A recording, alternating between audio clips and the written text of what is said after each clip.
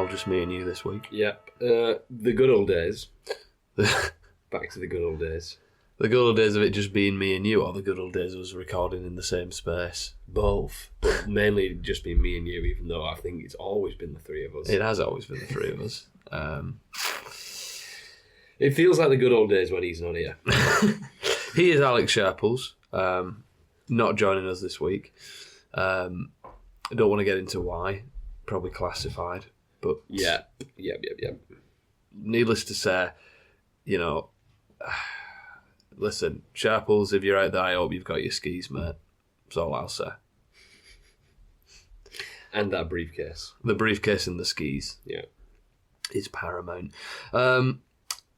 Let's get right into this week. Yeah. I mean, I think the best game to talk about, probably the only game I really think was worth digging well into, was the Thursday night game. Can you actually believe it? For once, the Thursday night game was the best game of the week by far. Yeah, it was it's always nice to wake up on a Friday morning and see that your opponent has scored 120 points, and you've already got a 1% win projection for the week, which is what happened to me in one league. How many players did he have in the game? Four.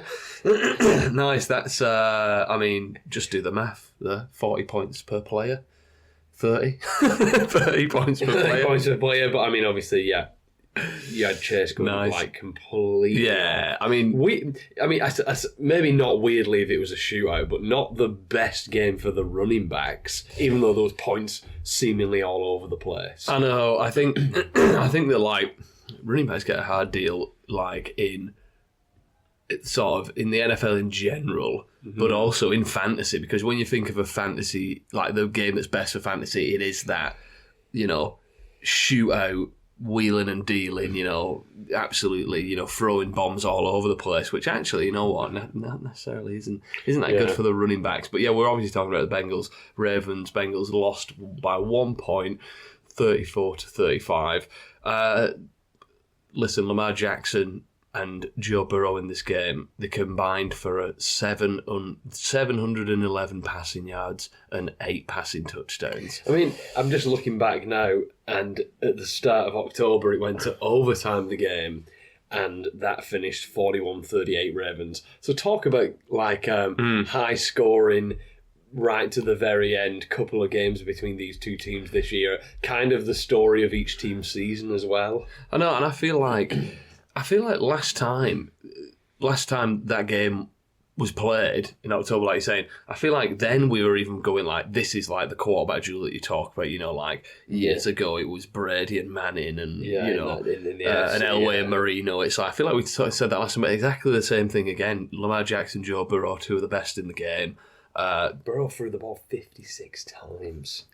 You're just looking into the numbers, and they both threw 4 touchdowns, and it's the story of the season, the story of the careers, really. They're both throwing 4 touchdowns, but Lamar's doing it on, half the passing attempts. He's just always been a really efficient quarterback, and that goes to, kind of how the Ravens play as well, and where some of the touchdowns came from, because obviously there was a few long ones as well, but he's always been so efficient, Jackson. I know.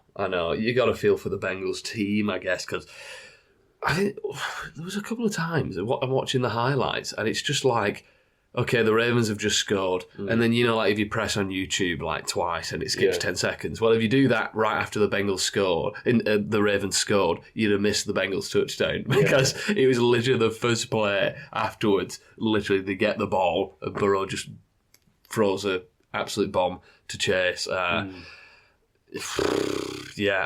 Fantasy goodness. As well, this is what we've seen in the past from the Bengals when they're firing on all cylinders. And when I say all cylinders, I don't know. Maybe that isn't quite true, because T. Higgins wasn't playing in this game. Now, there is the argument out there where it's okay, well, they obviously know what they're doing with T. Higgins now, because look how many points they're putting up, and T. Higgins isn't playing, the past 2 weeks, and they're still putting up. But then again, it's yeah, but if T. Higgins was there, Tiggins for short, if he was there, would he have helped push them over the line, that extra few points or something? You don't know. Plus, the Jamar Chase stat line isn't a sustainable, kind of... Tell me he's not going to get 200 yards again? No.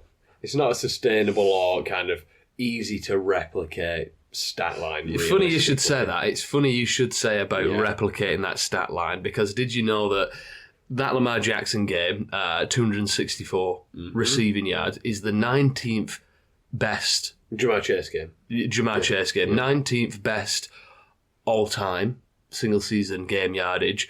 And also, he's got better than that 2 years ago when he put up 266 yards. So he is able to replicate. Yeah, he's the only player in NFL history with 2 of the top 20 all-time receiving yardage games. We play fantasy from season to season, Lou. Is what I'm saying, and you just told me that happened 2 years ago, so that means nothing to me. But one more time than anyone else has done it in the top 20. But yeah, so Higgins, I mean, what's going? Are they better with him in there? Yeah, I mean, and would they have probably won this game if he was in there? Probably not, because that's just not how the Bengals season is going. The Ravens are probably still going to find a way to win.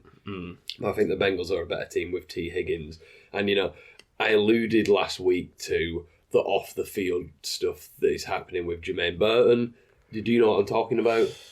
Yeah. When you said it, I did look it up, and wow. Yeah, funny. I mean, it's just completely like you're never going to get on the field if you're kind of acting like he's acting, not reporting to the practice, game in your pajamas. Coming to the game in your pajamas, being seen sat at a slot machine.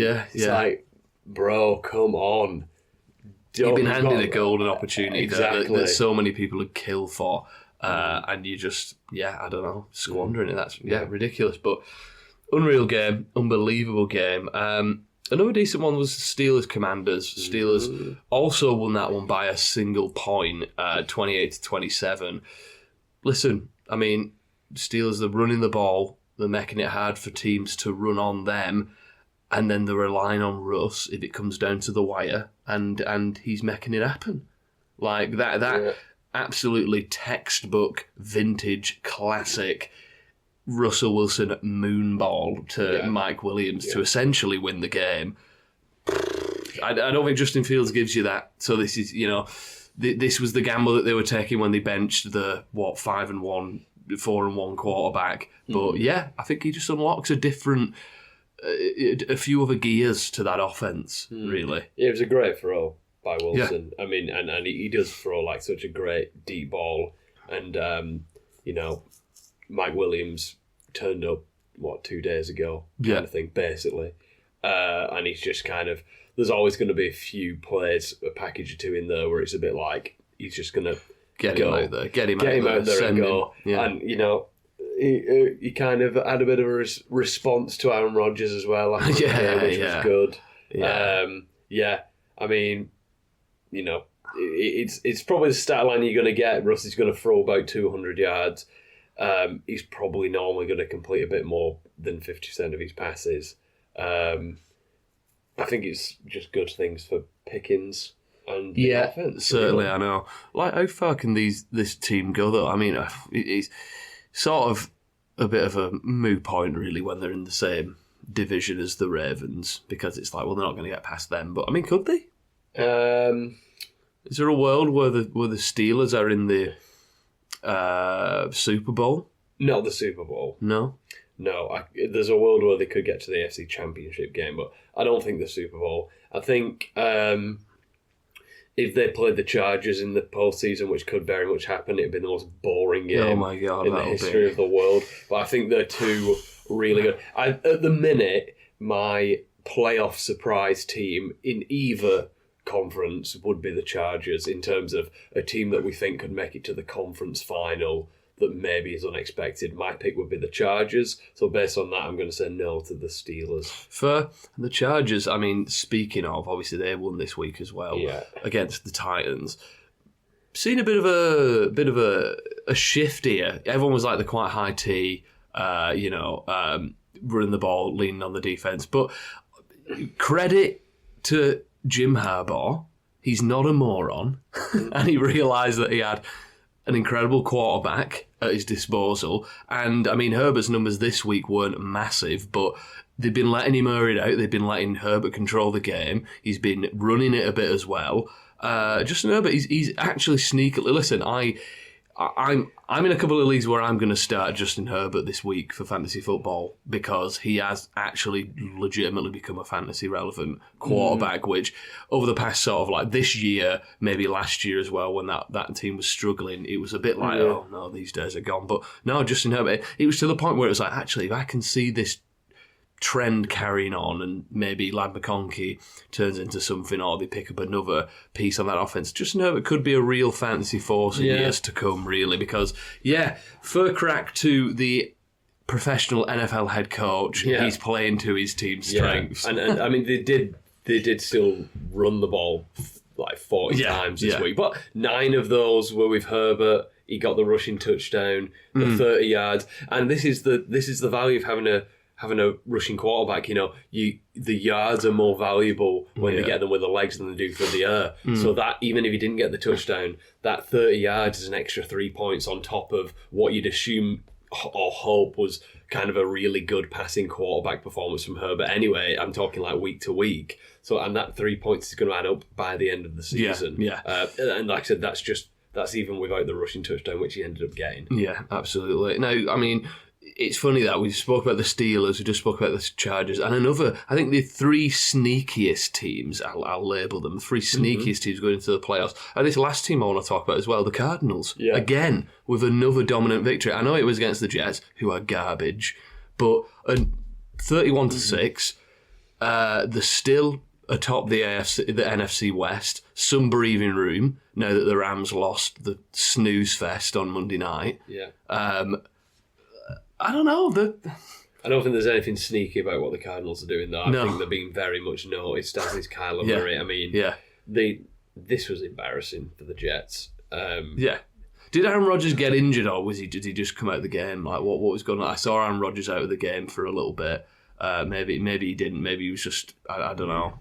But yeah, I don't know. The Cardinals are nice. And we keep, like we said last week. Well, the one thing I don't get is there's talk about Murray being comeback player of the year, but did he not come back halfway through 6 weeks into last season, literally which I don't get, but okay. He did. I know.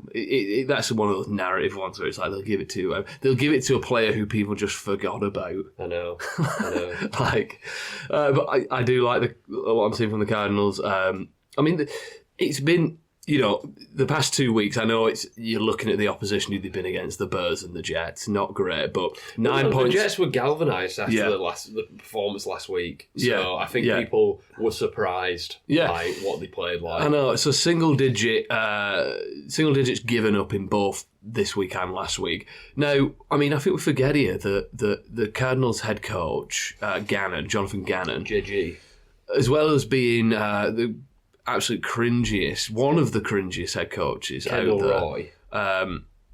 I also, side note, I just, knowing what we know about Gannon now, cringe factor wise, and obviously Nick Sirianni, and obviously there's been some funny clips with Shane Steichen on the sidelines. So I would have paid money to get a Hard Knocks Eagles when they were all there. And the 3 of them were there, because that would have had to be one of the most insufferable coaching buildings in the world. But the Cardinals, Jonathan Gannon was the defensive coordinator of the Eagles, and he was a good one when he was there. So I think it's only a matter of time before this Cardinals defense did start stepping, because he is a defensive head coach. So it's only a matter of time before they started stepping up, I guess. But I'm liking what I'm seeing from the Cardinals. Same division, 49ers. Dicey win against the Bucks, really. I mean, this game had the best play of the year, though. Yeah. And it wasn't for the winning team. No, Baker Mayfield just stiff-arming Nick Bosa into oblivion while he's trying Couldn't have stiff-armed a nicer guy. Couldn't have stiff-armed a nicer guy, really. But yeah, no, that's not Bosa not being able to grab him or kind of he's just moving. He's moving, yeah. Mayfield's holding him off. He's locked the arm in place. I mean, Mayfield, and you look at what's around him, and he's just so tough and hard to bring down, and just like And were as well. And were, but like scrappy, and the scrappiness that when he was younger came across as arrogant, now it comes across as like, I don't know if there's anyone in the league that neutrals would rather root for than this guy. No, I know, yeah. I mean, if you listen to this podcast for a little while, you know that I was a famous Baker Mayfield hater for quite a while. I do come round. He's playing good football, and like you said, good to root for. And that play was just mental. And like I said, he's just the composure as well to do that. He's not throwing it away straight away. He's waiting for, I think it was Rashad White or something. Was it to get open? He's waiting for the window, which is just crazy. Mint play. I mean, 49ers. Dicey win, but then again they did miss 3 field goals, so they maybe should have won that a bit more comfortably than they did. I mean, speaking of 3 field goals missed as well, Falcons also missed 3 field goals, but they lost this game by 3 points. So I mean, should have gone another way probably. Yeah, Younghoe Koo missed 3 field goals in this one. Kick of that as well. I know, and regardless of who was home, or that was the Saints. I know for a fact that was inside. It was inside, yeah.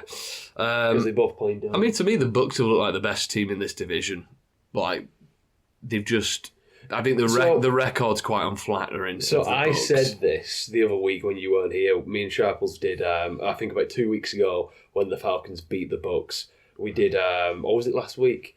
We did a not buying it win. And I said the Falcons, after the second time that they beat the Buccaneers, and I'm like, I get it. They've kind of got the monopoly over this division in terms of if it comes down to in division, what the record is. Yeah. But I don't buy the fact that because when the Falcons beat the Buccaneers for the second time, it was as if the Falcons had this division locked down, and I think it's way too early in the season to say that. Yeah. Especially considering, what we're looking at record-wise there. We're looking at... the Falcons are 6-4. 6-4, 4-6. 4-6, You just need a 2-game turnaround kind of thing. Yeah. I could see it. I mean, that's the Buccaneers, that 4-game losing streak that they're on, which obviously they've lost key players in that time, but they've still been playing good. I know it's not like a 4-game losing streak. It's not like a Bears 4-game losing streak. No. You're not ready to tear it all up, fire the coach. No. I think you can say that Todd Bowles makes some pretty mind-boggling decisions clock-wise, management-wise and stuff sometimes in games, but you're not ready to rip it all up like the Bears are at the minute. Yeah, I know. The Lions... Because you've got to take it in context as well with the players that they've got available at the moment. Yeah, exactly. The Lions... stole a win in Houston. Yeah. Abysmal first half for the Lions. Good kicking. Yeah. 23-7 it was at halftime to the Texans. And then it was that score at halftime, and also in the game Jared Goff threw 5 interceptions.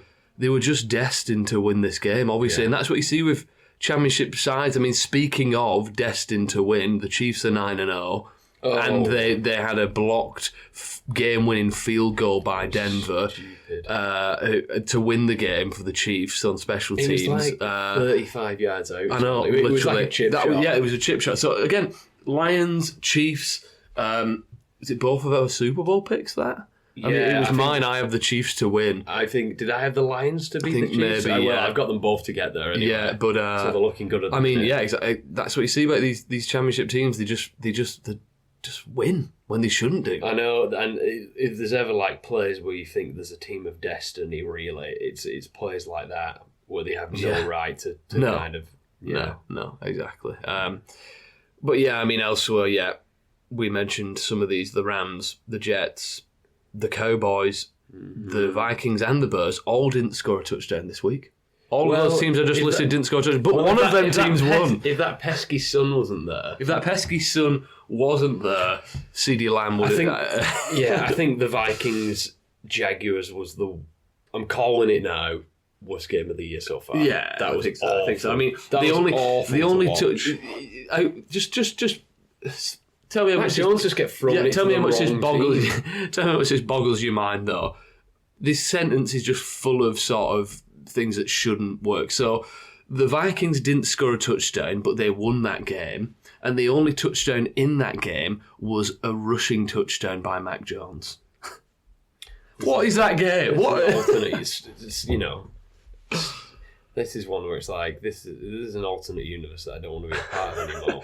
Yeah. I'm out of here. I know. Right, let's get out of there and go into our categories then. Impressive victory, Al. I'm going to go Cardinals, just because I didn't buy the Jets. However, I'm not ignorant to the fact that they looked galvanised after the win over Houston. It looked like there was a potential for the season to be saved, and they didn't even put up a fight. Whether the Cardinals didn't give them a chance to put up a fight. Yes, I'm going to go Cardinals. Yeah, sure, yeah. I also went Cardinals. Yeah, a lot of close games this week, a lot of upsets. Cardinals had the most dominant victory, really.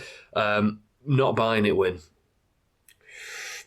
There's a couple that I like. Just based on how unconvincing it is, I'm not going to go one of the obvious ones. I'm going to go the Vikings because I don't buy this team with Sam Darnold anymore. He being Kevin O'Connell, made Mr. NASA himself, Josh Dobbs, look like a good quarterback for about 2-3 weeks last year. Yeah. Did the same thing with Darnold for the first month of the season. Sam Darnold's the same guy that he's always been. He throws it. I think I was listening to PFT maybe yesterday, and Chris Sims was saying that, you know, he throws it. It's not like he's throwing these interceptions, and as soon as it leaves, he's like, oh no. He looks like he's throwing it where he's supposed to be throwing it. Yeah. It just goes to the other team. So Vikings, that was really, really uninspiring victory. Yeah, you know what? I thought my pick was going to be a spicy one, but obviously not, because I also went for the Vikings. Yeah, I mean, the 7-2. But really? Yeah. But I thought they lost more than 2 games. Because you know why that is? Because they won this game. They won this game. It is. Yeah, because I'm looking, thinking, how can that be possible? Because I'm sure they lost 2 games. Oh no, yeah, they won. They won the game. That's how bad the win was. The Vikings, exactly like you're saying. Maybe the honeymoon period is over. For Sam Darnold. Worst team in the league. Right now it's got to be the Bears, really. Yeah. You lose 19-3 to this Patriots team. I mean, Giants are a close second. Yeah. But the Bears at the minute, they don't look like anything. No, nothing at all. It's a stark contrast to what they were the first month of the year. Worst team in the league for me, I just put New York. You can pick one of the two, both correct. So Dan Jones. New York is the worst team, whichever one of those you'd like. But some of the best players on the week, we spoke about Jamar Chase. 11 receptions, 264 yards, 3 touchdowns, over 50 fantasy points. Crazy game. I mean, listen, the top 3 performers this week are all in the same game. Joe Burrow, 428 passing yards, 4 touchdowns. Lamar Jackson, 290 passing yards, 4 touchdowns, 33 rushing yards as well. Yeah, I mean, unreal game. Unreal. Like, sorry if you're facing any of those guys. Jalen Hurts, he's genuinely putting together, I think, a really nice season at the minute. 202 passing yards, 2 touchdowns, and then 56 rushing yards, and also 2 rushing touchdowns. You know what? Since the Eagles' bye week, which was in week 5, so since the last 5 weeks of the season, Jalen Hurts has been the quarterback 1 for fantasy football. And he's second in the whole league on the whole season in rushing touchdowns with 10. So, I mean, the tush push might not be as effective as it was, but Jalen Hurts is still getting it done one way or another. You know, it's like they don't do it anymore because Barkley's there. Exactly. Jalen Hurts is he's that elite fantasy player again. He is. Yeah. He just is. Bijan Robinson, 144 total yards, 2 rushing touchdowns. Al, I mean, I know you made a pretty blockbuster trade now, main league. Can we for talk Robinson. About this? Because we might have some listeners who, you know, if you've not been playing fantasy football for that long and you're wondering how, especially at this point in the season, how do I make a move? Maybe I've got a lot of kind of middling pieces. I need to try and get like a game changer at one of my positions. So just for reference, the move that I just made this week, I looked kind of at the other teams in my league, assessed who maybe had a losing record and who needed help all over the team, not just in one area. So they were really top heavy. I kind of focused on one of those top heavy teams, this person had Bijan Robinson, so I thought, right, I'm going to replace him with a downgrade at running back, so I'll add in Ramondre Stevenson. I need something really to kind of spice the trade up. A player that's maybe not been helping me very much recently, but he's going to be good, you'd hope, when he's on the field. So I put T. Higgins in there as well. And this person really needed help at tight end also. So I added Evan Engram in there because I have a starting tight end already. So I wasn't necessarily playing, apart from Ramondre Stevenson, I wasn't playing any of these players weekly. But it wasn't like I was handing in rubbish. These players, apart from Higgins, who was out, went straight into this guy's lineup. So it's just a way that, you can package up people you've got. I replaced the running back straight away because obviously I got Bijan, and my bench isn't as strong as it was now, but my starting lineup is much stronger than it was. So just for reference, especially at this time of the season where you kind of know what and who players are, so that's how much I gave up to get this player. You might say that's a lot, you might say it was a bargain. It feels right balance-wise, especially looking at the teams. Package up the crap ones. Exactly. Package up the crap ones. You should write a book about that called The Art of the Deal. Yeah. I don't think that's been taken. I might do that. About fantasy football trades. Yeah. Kyler Murray, 266 passing yards, 1 touchdown, and then two rushing touchdowns for Kyler Murray. Mm-hmm. He's another one who's sort of been pretty nice as the season's gone on. This is stupid. This is really stupid, this next one. But literally, what is he? He's either wide receiver 2 on the week. Yeah. MVS, 3 receptions, 109 yards, and 2 touchdowns. He's got the Shaheed roll, and that's what he is. That's what he is, to be fair. But it's so funny how much of an archetype that is under Derek Carr. Well, you know what's also funny? The fact that so much gets made about Xavier Worthy going to the Chiefs, yet they already had that type of guy in Scanlon. MVS, I know. And they didn't do anything with it. Exactly, yeah. Calvin Ridley putting together a nice run of games here. He had 5 receptions, 84 yards, and 2 touchdowns. And then Chuba Hubbard as well. Fair enough, just signed a contract extension this week, 4 years, $33 million. He repaid the team to the tune of 153 rushing yards and a touchdown in the Panthers' win in Germany. This is a good player, and obviously, dynasty players might not be rejoicing about his contract because of Jonathan Brooks. But listen, teams. Again, I feel like we say this every single week, or I do anyway. Teams want as many good players as possible. Plus, if you can do something like Detroit has done, which is best case scenario for fantasy as well, because both of those players are really good for fantasy. Yeah. But if you can get Hubbard and Brooks in as kind of a makeshift Montgomery and Gibbs. Because the thing about Montgomery and Gibbs, they both do have such specific roles. You want those 2 running backs. It's like Alvin Kamara and Mark Ingram. You want those 2 running backs with the different kind of personalities and play types. Yeah. Yeah. The worst players on the week, though, for fantasy football. Jaden Daniels. This is a tough defense he was against. Tough defense, this is going to happen. Even though I was surprised that he was in this section, even though the Commanders did put up 27 points. But, 14 of those points were to Austin Eckler rushing touchdowns. I think he played well in real life. They moved the ball. He moved the ball. Justin Jefferson, if he'd have been able to catch the passes that Sam Darnold threw to the other team that were directed at him, then this would have been a different story. Saquon Barkley, just one of those games, I guess, really. They got up early. They didn't necessarily need to lean on Barkley. CeeDee Lamb, the Cooper Rush effect, maybe get used to this. Unfortunately, maybe a bit like a Tyreek Hill with any other player apart from Tua, situation. Garrett Wilson was coming off a really nice run of games. DeAndre Swift, he's just a prisoner of this offense at the minute. But that's the handcuffs may have been cut free, as we'll get into in the news. Zay Flowers, remember when I made Zay Flowers my pick last week and I said everything is lining up but sometimes he just doesn't do it. He didn't do it this week. He just didn't do it.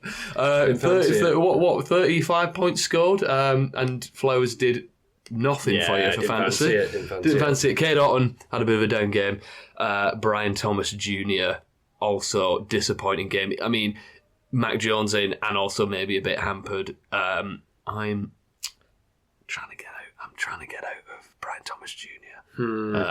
As much as I can, but keep that on the down low. Okay. For reasons why we'll get into in the news as well. But yeah, all those guys were single digit this week. Jayden Waddle as well. Now, this one was well annoying because I caught quite a bit of the game last night. Last night, as in the Monday night game. He had 2 catches for 55 yards in the first drive. Right, and I'm sat here going, unreal. He's going out. Nice, like PPR, 7.5 points already. Field Yates of ESPN tweeted out how that was already on the first drive his highest yardage total since week 1. I'm like, he's back. He is back, buzzing. Let's do this. For the rest of the game, the other 3.5 quarters of the game, he caught 1 pass for 2 yards. Why would you go back to what's working? What? No, yeah. Why would you go back to what's working? What was that all about? That was so frustrating. I mean, there's still some growing pains with this Miami offense. Obviously, they won the game last night. I think it was probably off the back of Rams not taking the opportunities, to be honest with you. Yeah. But yeah, that's that. I mean, I throw this over to you, Al. I know this is a sporadic segment. Is anyone heading to the booth? Oh, is anyone heading to the booth? Well, did I say Aaron Rodgers the other week for this segment? Yeah, but we maybe not the commentary booth. The VP booth? He's not headed to that anymore. Yeah, that's the thing now.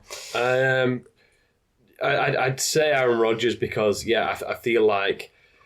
I don't know, because he's such a great pick for this because he is just going to retire really quietly at the end of the season. But whether that is into a booth, I don't know. But I'm going to say Rodgers because he looks old still. Tell you who doesn't look old. Calais Campbell, 38 years old. Oh, yeah. Making moves. He's back on the field after being in the Sky Sports booth. I know, yeah. And so he's out of the booth. That's what I mean, yeah. As I said, I watched quite a bit of that game Monday night, and every defensive play that the Dolphins made, it felt like it was Calais Campbell doing it. On to the news and injuries, though. We'll start with the injuries. Dak Prescott. Yeehaw, guys. Yeehaw. He's undergoing season-ending surgery after a hamstring injury. This is coward's way out. The coward's way out. Offer season-ending surgery to any of those players, and they'll take it. At this point, I know. Yeah, that's true.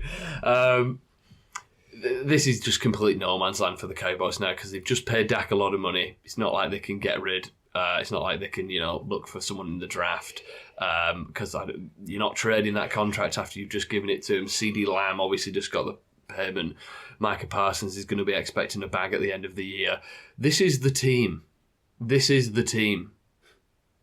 I don't know what else to say. This is the team. And, as Jerry Jones quite flippantly said, which I don't agree with, but he is correct in that the team only won 3 games with Dak Prescott healthy anyway. Mm-hmm. So I think... The team that he assembled, yeah, exactly. It's sort of a cell phone, really. Yeah. The biggest cell phone, money-wise. Not as cell phony as building a stadium so the sun shines directly in your end zone.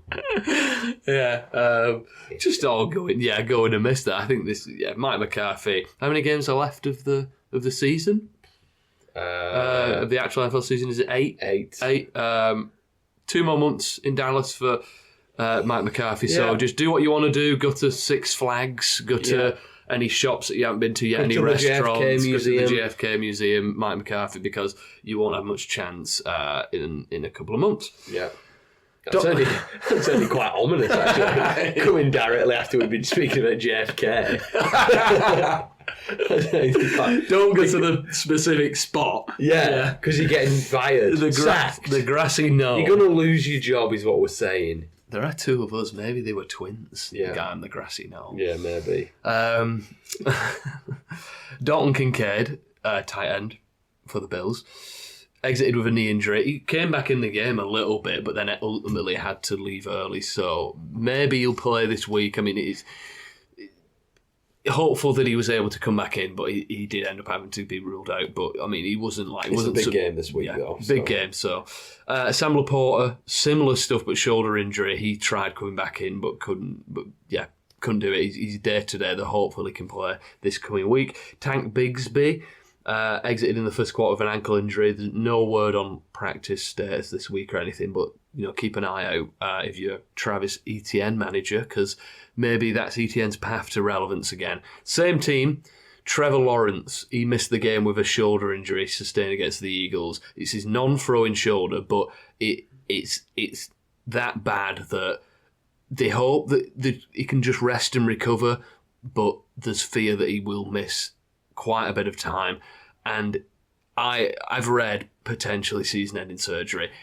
Look at where this team is.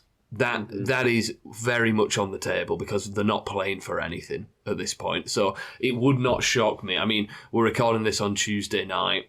It's going to be released on Thursday. Listen, if by the time this is out or that Thursday night it's announced that Trevor Lawrence is going to be out for the rest of the season, that would not shock me, which is why I am clamouring. Even, don't get me wrong, I'm not throwing Brian Thomas to anybody for anyone. I'm still trying to get someone for him, but I am cautiously trying to trade away Brian Thomas Jr. right now, really, just because I'm quite frightened about this news and frightened at what I saw from Mac Jones. And then Nico Collins ended up missing the game. That killed me in a few leagues because I have Nico Collins in quite a lot, and you know what it's like over here. Like they were the Sunday night game. Got to be up early for work in the morning. I just couldn't stay up and wait for him to be ruled in or out. So some leagues have contingency plans where you can do like an auto sub or something like that if a guy misses, but in a lot of leagues I couldn't, and that meant that I had a big fat goose egg on my team. Hopefully he can suit up next game, but it's a Monday night game against Dallas. So if we have the whole thing again of questionable all week, you're going to be with the same headache. So maybe I'll maybe have a better contingency plan for that. But yeah, hopefully he's practicing in full by then. If not, wow, that's going to be annoying. And then a bit of news: Shane Waldron has been fired as the Bears offensive coordinator. He's a great guy. He is a great guy. I'm sure. Jackson Smith and Jigba. If you don't know the clip, I'm sure I've said it before, but he gets asked about Shane Waldron in the off-season because obviously Shane Waldron was the Seattle offensive coordinator. He left. Smith and Jigba gets asked about him. He proceeds to pause, ask if the show is live, and then say that he's a great guy. Yeah. Class. Yeah. Class. He's out, which, yeah, look at this team's offensive performance for the last month. That's not a shock at all, really. But we like to keep ourselves accountable on this show, don't we, Al? We do. It's the accountability section fast becoming the why you should stop listening to this podcast section. Oh my it was days. a pretty awful week. Really awful. Really I've not had a hit in 2 weeks now. Yeah. This is a fantasy football podcast if you're just tuning in and you heard what Lewis just said out of context. Yeah. Although for all those kind of, cold turkey podcasts. Yeah. So, Lou, you had Stafford, which was a miss, Kareem Hunt and Zay Flowers. Kareem Hunt just about hit his projection. Got Zay Flowers here as just not a hit. I'm not sure. Can you just double check the projection on that keep one? Going. Hunter Henry was a miss, though. Jared Goff for me at quarterback was a miss. I mean, 5 interceptions will do that to you. Like, what? Yeah. Tyrone Tracy and Darnell Mooney pretty much hit the projections, as did Mike Gesicki. Chapel's Dan Jones only got him the 12 points, so he was a miss at quarterback. Aaron Jones and Tyreek Hill. Here's the thing about Tyreek Hill. So he was projected 15.7. Sharples has got him here at 11.7. Now, I know we do 4 above, 4 below. So does it mean if if it's 4 points above, Yeah. then that is counted as a hit. Yeah. So does that mean if exactly 4 points below is counted as a miss, or is that within the... Oh, yeah. You know what I mean? I think 4 points below, it is counted within. Within But the... 4 points up is technically a hit. You know what I mean? It like carries over. Okay, I don't know. I You know round it up. We round it up. We round it up. Okay. Yeah. Anyway, Mike Andrews, let's leave it on high. 18.8 points. It was very good. Did you find out the... I didn't, but a 7.4 to me just feels like a miss. I'll be honest with you. I don't know. I can't find it. I can't pull it up. Listen, for our actual records, I will go back and listen to last week's podcast because I did say what he was projected then. But yeah, I think that's a miss. Really, I think that is a miss. Which I'm not on a great run. I'll be honest with you. Like these guys, Flowers, Henry, the Stafford, they were on heaters. They were on absolute heaters. And just didn't. It just as soon as I pick it, I'm just having a look at my. I mean, yeah, we're not doing you any favours here with the podcast at the moment. I'm very sorry for Going to get it down as a miss. We'll go back and check it, but yeah, I think we're going to get it down as a miss. Great, fantastic. But before we look ahead properly to next week, Al, I just wanted to have a quick chat about trade targets. In a lot of leagues, the fantasy football trade deadline is around this week, between weeks 10 and 11. So I was just thinking, midway through the season, sort of edging closer to the fantasy football playoffs, is there anyone we think you should be trading for? Obviously, you can look at strength of schedule, you can look at, trends in terms of usage and stuff. Is there anyone who you think, I want to kick it off with Josh Jacobs. He's been solid all year. He's been decent. He's had double-digit fantasy points in all games but one. He started off steady, but not amazing. He's been really hotting up recently. He's averaging 17 points per game in his last 5 games. He's only had 3 rushing touchdowns so far this year. I think that number has to go up. And those 3 rushing touchdowns have come in this past 5 hot streak games, I'll put it. So I think you can expect more rushing touchdowns from Jacobs. This is one of the easiest strength of schedules for running backs going forward. There's a couple of tricky matchups for Green Bay in Detroit and Minnesota, but even those games, I think they're going to be competitive.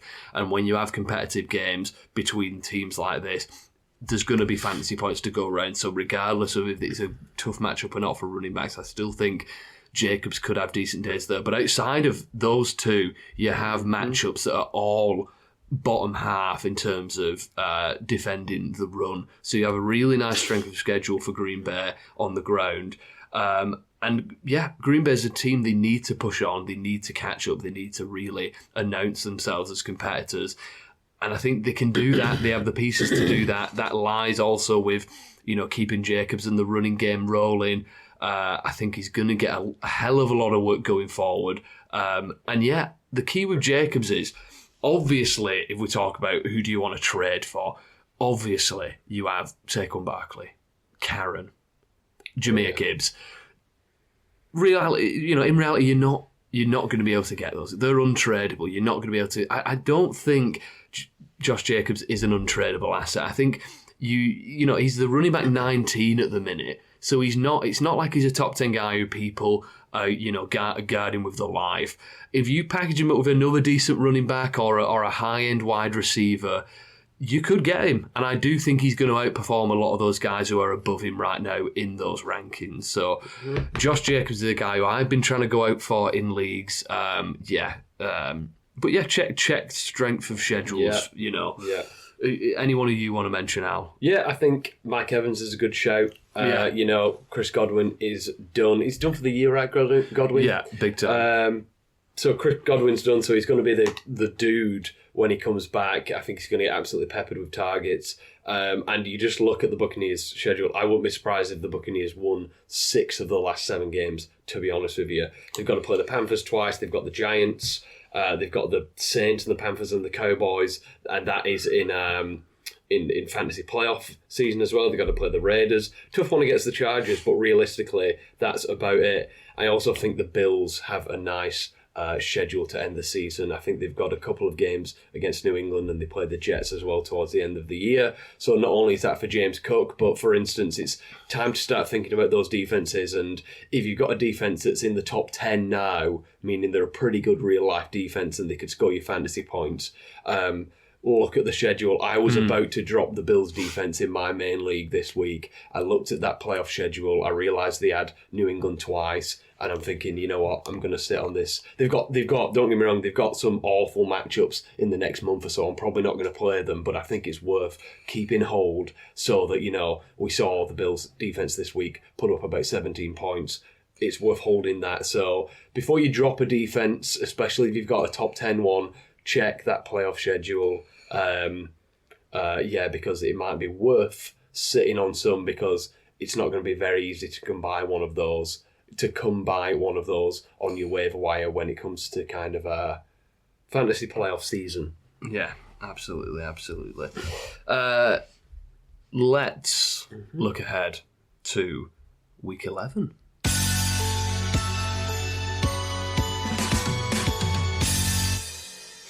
Week 11 in the National Football League is going by a clip. Yeah. This is not good.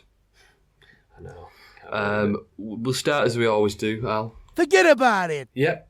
It's with the Forget About It section. Players that are locked into your lineup no matter what at each position. Don't even worry about it. Just put them in there. So at the quarterback position, we've got Lamar Jackson, Jalen Hurts, Josh Allen, and Joe Burrow, and Jane Daniels. Forget about it.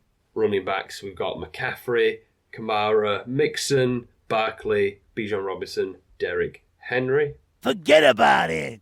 Wide receivers. Now, some of these wide receivers have been pretty tanked recently, but let's go. We've got Jamar Chase, Justin Jefferson, Amon-Ra St. Brown, A.J. Brown, Drake London. Forget about it. It's a thin wide receiver one. Well, I mean, you know, we should have had Garrett Wilson in there. We should have had CeeDee Lamb in there, but I feel like those plays have almost been tanked by the situations in those offenses. Yeah, sure. At the tight end position, we're going Kelsey, Kittle, Bowers. Forget about it. What did I say about Travis Kelsey? He's back. Yes. And do you know in our league I didn't even need to trade for him? Because you... Some fool who may or may not listen to this podcast offered me him for Keon Coleman, and I snatched his hand off.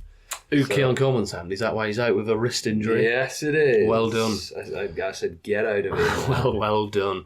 Let's move on to our projection beaters. Guys who we think are going to outscore the ESPN projection by 4 or more points. Al, you just dropped your phone. You were that startled by my quarterback pick. Well, I was startled by it because it was mine, but I forgot to tell you, so I'm going to have to pivot last minute. Did you actually? Yeah, no, but I already knew. I already knew. It's not like I found out now. I knew a couple of hours ago. Okay, good. Yeah, good, it was mine. Thank you. As if you were startled then. Good stuff. Great stuff. I mean, without further ado then, quarterback, I'm going CJ Stroud. Projected 16.6 points. It's been a turbulent season for Stroud, really. I mean, for whatever reason, he just hasn't taken that next step, really, from his really impressive rookie season. You know, we've had injuries to the skill position players. Arguably his best two, certainly his number one receiver in Collins, been injured for a significant portion of the season. But that's bound to impact you, of course. Collins should be back this week, though. Collins should be back, and he makes a hell of a difference for CJ Stroud. I mean, CJ Stroud, with and without Nico Collins, he's averaging 5 fewer points per game in fantasy without Nico Collins. That's a hell of a lot, really. So, obviously, Diggs has been out in that period too without Collins, but I think Collins is the guy who he's the main weapon. So, with him back, I think that Stroud can start sort of rebuilding that fantasy season for himself, really. I don't think there's a better team or destination to rebound as well than the opponent this week against Dallas in Dallas. Yeah. Recipe for success if there ever has been one. The Cowboys have been absolutely cooked up at home, going back to last season now. this is not a defence that scares you. Even with Micah Parsons back, they just conceded 34 points to the Eagles. So Texans, I think they're going to, they can get back on track here. I think they're going to want to after a disappointing loss to the Lions. Yeah, CJ Stroud is my pick at quarterback. Al? Nice. I'm going to go Tua Tagovailoa, projected 14.4 versus Las Vegas. Las Vegas ranked 25th against fantasy quarterbacks. Now, it's not been amazing for Tua this season at all, but he has kind of sneakily thrown over 200 yards in the 3 games that he's played so far, and he's played some tough defenses there. So I think this Miami offense is going to get chugging now. It's going to get going a little bit. They're back in Miami this week, so I like it as a bit of a kind of kickstarter to the fantasy season. 11 weeks in for these players, but I would start Tua. I would start Hill, maybe not Waddle. But I would start those 2 main people with confidence this week, back in the elements, back in Miami. So let's go 2 this week with a beatable projection. Cool. Sharples has gone for Jared Goff, projected 15.1 points, going up against the Jaguars. So, repeat it with me now. 5 more picks. 5 more picks. Yep. For Alex Sharples. Running back, I'm going with Josh Jacobs. I think I summed a lot of it up in why I think you should trade for him. But they're coming off a bye. Projected 14.4 points in this one. Coming off a bye against a reeling Chicago Bears team. Maybe galvanised on offense, though, I guess. I don't know. But the reeling, they're a decent defense overall. But, Arizona have ran all over them the other week. So I don't think that's out of the question. I think Packers, they could get up quick this one and lean on Jacobs, and he'll have a lot of work under his belt. So Josh Jacobs is my running back pick. I'm going to go Nick Chubb, projected 14.3 at New Orleans. New Orleans are bottom 3 against fantasy running backs. They're giving up about 24 points per game, to be honest with you. And Chubb, it's not been good at all since he's been back, but he is getting those 15 carries per game. So you're kind of just waiting for something to click, waiting for one of those kind of big plays to kind of come up and just waiting for him to find a gap, find a seam somewhere. And I think he's got a chance. Well, he's got the best chance of that happening this week than he's had since he's been back. He's been against Cincinnati, then Baltimore and the Chargers. So they've not been particularly easy games. Particularly on the ground, but this week it's a favourable matchup. I would say if Chubb doesn't do it this week, then you probably want out, but let's give it this week. Let's wait until he's got a good matchup and see what he can do. So 14.3 at New Orleans. Nice. Sharples is going for Austin Eckler, projected 8.8 points. Listen, I think the cynical part of me is I won't say cynical, I just know how that man works. He's going for Austin Eckler in the hope that Brian Robinson Jr. is ruled out again and Eckler's projection will shoot up, but Sharples got it when it was at 8.8. I see you, Sharples. Likely, yeah. I see you, what you're doing, mate. Wide receiver, it gives me absolute, utter pleasure to tell you all that I'm going with Colton Sutton as my wide receiver projection. You'll never learn, will you? At 12.8. Listen, he laid an absolute goose egg in week 7. He was out there on the field, but got 0 points for fantasy football. But in the 3 games following, he's produced a stat line of 21 receptions, 292 receiving yards, and a touchdown. That's just 1 fewer touchdown than all the previous games this season for him. That's the same amount of receptions as all the previous games in the season, and that's 15 more yards than all the previous games this season. So he's on one hell of a hot streak, really. It's fair to say that he and Bo Nix have found the groove together, I think, and they're against Atlanta this week, who just gave up an inexplicably big game to MVS. So, listen, I don't think it's out of the question that Sutton has a really good game here. Atlanta on the season, they're giving up 35 points a game, 2 wide receivers. This one feels nice. My old friend, my dear Cortland Sutton. I've got faith in him this week. I'm going to go with Nico Collins, projected 15.7 at Dallas. This is a cheat code. Yeah, Just because he's been out. It is a cheat code because we're talking about a guy who, for all the reasons that you just said, Lou, about Stroud, you can get at Dallas, particularly at home, but it's a guy who many people feel like could be, like, points per game wise, the wide receiver 1 when he comes back. You're getting him a 15-point projection. He should absolutely eclipse that easily. This offense can't work without him in it. Clearly, he's the best wide receiver there, and they need him. He's a necessity to make this team work. So if he plays, then this is a no-brainer. So I'm going Nico Collins. Yeah, I feel like you can get away with this because obviously, like, it's if he plays and stuff. Like, I don't think you do this often, but I feel like you're wielding the power of the Fuggedaboutit this week, man. Oh yes, to your advantage. Alex Sharples, he has gone for, drum roll please, Puka Nacua. He's gone for Puka Nacua, projected 15.2 points this week. Yeah, I mean, again, another guy who, all being well, would usually be forget about it, but not quite there this week. But yeah, Puka Nacua.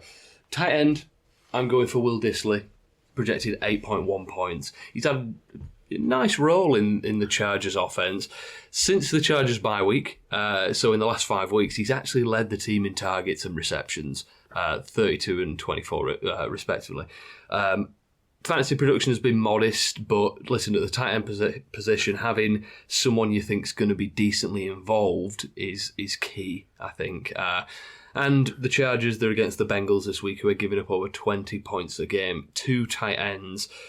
We know what this Bengals offense can do, so I think that the Chargers need to be prepared to continue the trend that we've seen since the bye week, which is to lean on Justin Herbert and let him sort of take control of the game for him and win the game for him.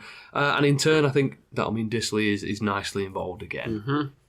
I'm going to go Dalton Kincaid, provided that he plays against Kansas City this weekend, projected 11.9. Now, Kansas City are bottom 2 against fantasy tight ends. But, I mean, I'm not necessarily worried about that number. The numbers that I do like are the ones that tell me that Kincaid's had almost 30 targets over the past month. He's really vital to this offense. 10 targets 2 weeks ago, so he is being used. And you've got receivers for the Bills who are pretty banged up as well. I think he's just going to establish himself even more as the season goes on. It's been a little bit of a disappointing season based on what you expected. However, he's a really usable fantasy option, and in a good matchup, an 11.9 projection for a guy who could lead the team in targets is a good pick in my eyes. So yeah, Kincaid. Nice. And Alex Sharples is going Tucker Kraft, Green Bay Packers tight end, against the Bears, projected 8.6 points. Listen, that might be a steal. I mean, Kraft's averaging over 10 points a game this season, so that might be a steal. Mm-hmm. Alex Sharples isn't here to give us his game tiers, so I'm not going to insult him and appropriate that segment. But I just want to talk about a couple of games that we're excited about. I mean, for me, it's this. We could be on a historic run here of great Thursday night games because I'm most excited for the Thursday night game. The Eagles Commanders. Eagles 7-2, Commanders 7-3. Coin toss who's going to win the division between the two of them at the minute. I would lean the Eagles personally. Al, I don't know about you, but yeah, at the minute I would lean the Eagles. Sorry, I'm just taken aback by the fact that, like, I don't know what they've done to us, the NFL, but apart from the Steelers-Ravens, every 6 o'clock game is exclusively absolutely awful. Dolphins, Raiders, Saints, Browns, Jets, Colts, Titans, Vikings, Patriots, Rams, Bears, Packers, Lions, Yeah. What are they doing to us? I mean, Bills, Chiefs, 9:30 Sunday night. Oh, well, that's it. That's the ticket, isn't it? Yeah. That's the one. I'm intrigued by the Chargers Bengals because, two good teams for quite different reasons, I guess. Mm. But yeah, Bills Chiefs is always a bit of a blockbuster, isn't it? I think the Chargers win that game. Yeah. Just with the Bengals season's just going that way where it's like they're doing so much and they can't pull these victories out. So yeah. Agreed. Any closing thoughts, Al? Well, I suppose with our eyes on the fantasy playoffs, what realistically, Lou, are you saying in terms of giving up, losing hope? in our league, there's teams that are on 2 wins that could still get into the playoffs. Mm-hmm. Don't take your foot off the gas even if you have the playoffs clinched. But I don't know, Lee. What are you saying in terms of like, if you are one of those teams that's on 2 wins, that's on 3 wins, but is still in touching distance of the playoffs in their league, what advice would you give them? What moves should they make? Listen, don't give up. I think if you're one of those teams that, needs wins now, trade away the depth. Trade your depth, get the wins now. It's all about getting into the playoffs. It is it's all that. about buying a ticket. It absolutely to the is. game, Listen, whatever that means. Yeah, in our main league, I just lost this week to our dear friend Chris, who is on a 3-game winning streak. He started off 1-6, and he's now 4-6. In the playoffs at the minute, is it? He's not in the playoffs at the minute, even though there is 4 teams on 4-6 and 2 teams on 5-5. So it's incredibly close in early. But I mean, we were sending memes in the chat. We were all the assumption was that Chris was done this year. Yeah. He was done, and now he's a win away from being in the playoffs. Yeah. Really. So you never know. But I would say if you're one of those teams that needs wins, trade away the depth. Get some guys who you can Start play right racking now. up the W's. Start racking it, and then worry about the rest. Exactly. Later. Just worry about the rest later. Take it week by week. You never know what's going to happen to someone else's team in a week's time, 2 weeks' time. Take it week by week. Play the person that's in front of you this week and try to beat them this week. That's it. Yeah. That's it. Thank you very much for listening. Thank as you. always. See you later. See you later.